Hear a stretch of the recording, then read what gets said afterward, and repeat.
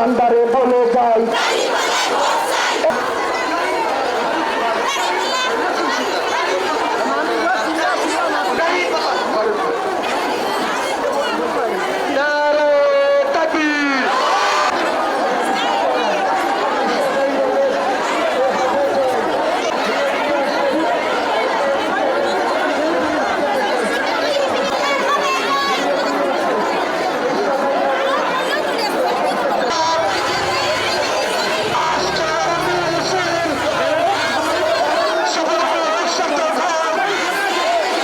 দাঁড়িপাল্লা জয় চাই, ওই কারণে আসছি।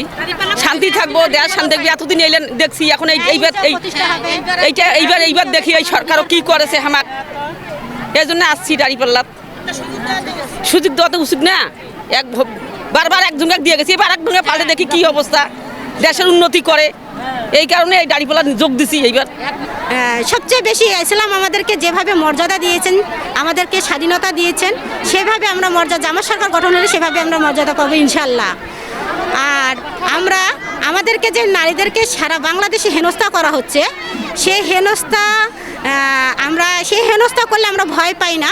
আমরা সেই দলের নেতাকর্মী, যে দলের নেতারা ফাঁসির মঞ্চে গিয়েছেন, ফাঁসির রশি গলায় নিয়ে তারা হাসতে হাসতে ফাঁসির রশি গলায় নিয়েছেন, সেই দলের নেতাকর্মীরা আমরা কাউকে ভয় পাই না ইনশাল্লাহ। যে আমাদের ইশতেহারে আমরা দেখেছি যে উচ্চশিক্ষিত মানে নারীদের জন্য উচ্চশিক্ষাটাকে ফ্রি করা হবে, বিশেষ করে নারীদের লেখাপড়ার পরিবেশটাকেও নিরাপদ করা হবে বলে আমরা মনে করি।